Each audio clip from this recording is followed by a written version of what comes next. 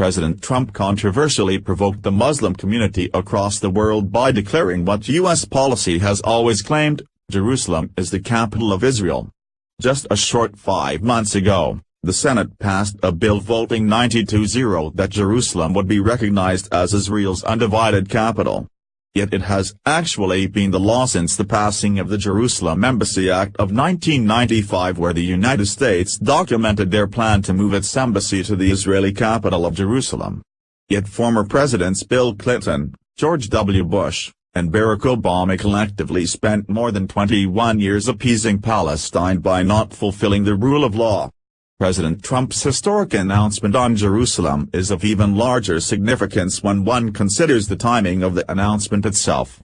Around the same time last year, former President Barrack Obama freely stabbed Israel in the back.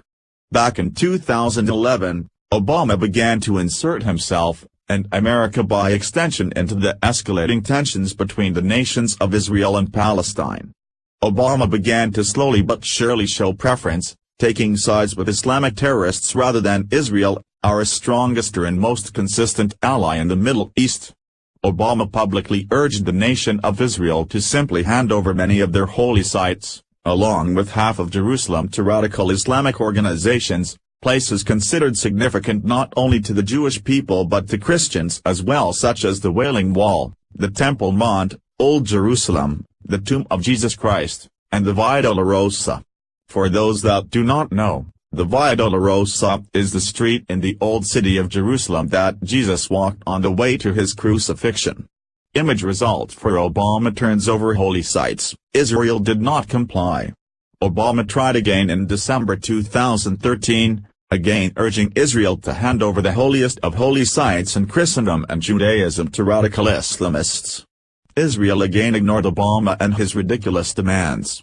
Then on Christmas Day 2016, Obama revealed his alliances for one and all to see, if there was any doubt, effectively signing over Christian and Jewish holy sites to radical Muslim groups, and then adding insult to injury, the Obama administration helped write the UN draft resolution. Obama then put the nail in the coffin using the United Nations Security Council resolution to sign these holy sites over to these groups. Fast forward just 1 year after Obama's despicable and treacherous move, America now has a new president, Donald Trump, who controversially provoked the Muslim community across the world by declaring what U.S. policy has always claimed: Jerusalem is the capital of Israel. Just a short 5 months ago, the Senate under President Trump's leadership passed a bill voting 90-0 that Jerusalem would be recognized as Israel's undivided capital. Never mind. It has actually been the law since the passing of the Jerusalem Embassy Act of 1995, where the United States documented their plan to move its embassy to the Israeli capital of Jerusalem. Yet former Presidents Bill Clinton, George W. Bush, and Barrack Obama collectively spent more than 21 years appeasing Palestine by not fulfilling the rule of law, and Obama himself effectively attempted to give away the farm to radical Muslims.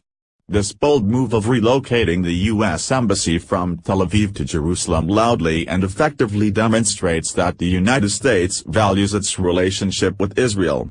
President Trump took steps to bolster that relationship, doing much to repair the damage done by the Obama administration. Israel now has a true friend in the White House, and this historic move, in accordance with the Jerusalem Embassy Act of 1995, solidifies Israel's position as owner and ruler of the Holy City, thus making it crystal clear that the United States stands with Israel. The rest of the world is learning that, too. Image result: for Linda Sarsour. Naturally, the Muslim world lost their collective minds. Of note, leftist darling, self-proclaimed activist, and terrorist sympathizer Linda Sarsour quite literally flipped out all over social media, proclaiming to one and all via Twitter _ Jerusalem is not the capital of Israel, no matter how many times Trump says it. He doesn't speak for me. Sarsour went into a longer, more detailed tirade on Facebook where she raged and seethed, stating I don't care how many times he says it. Jerusalem is not the capital of Israel. We should all be outraged by the reckless, ill-informed decision made today by this dangerous man. We should also question anyone who is seen as moderates, Liberals who are applauding this decision because it tells me a few things. You never cared about a peaceful resolution to the Israeli-Palestinian conflict. You are not invested in any resistance to this administration if you are standing with this misogynistic, racist, bigot now. How am I feeling? Outraged. How else am I feeling? Unapologetically Palestinian, because the Palestinian people are a resilient, strong people and Palestine will inevitably be free. The question has never been if, it's when. A matter of time. This president does not and will not ever represent me. I will never be blinded by my own self-centeredness to applaud a decision that I may agree with and forget that you just align yourself with a racist bigot against the majority of the international community. Unacceptable. Free Palestine. The Muslim argument to President Trump's decision to move the U.S. Embassy to Jerusalem, thereby giving Palestine authority over East Jerusalem, is flawed at best.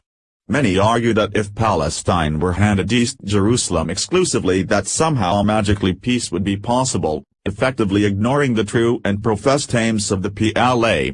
The PLA is the Palestine Liberation Army, and they were set up as the military wing of the Palestine Liberation Organization, PLO, at the 1964 Arab League Summit held in Alexandria, Egypt, with the mission of nothing more than fighting Israel. The PLA wants nothing more than to claim the entirety of the nation of Israel as their own. They proclaimed just that message when Jordan and therefore Palestinian Muslims retained control of East Jerusalem until 1967. During this period Jewish people were not allowed any access whatsoever to any Jewish holy sites up to and including the Wailing Wall. Even today the Jewish people are only allowed to enter the Temple Mount on specific Palestinian-sanctioned times through one of only 10 gates. The Jewish people are even barred from praying there, as to do so triggers terrorist attacks. The site is considered so holy by the Jewish people that many rabbis bar people from entering it at all, as to enter it and their mind would corrupt its sanctity. Conversely, Muslims are freely able to roam Jewish sites at will. Israelis are entirely restricted from any and all Muslim holy sites.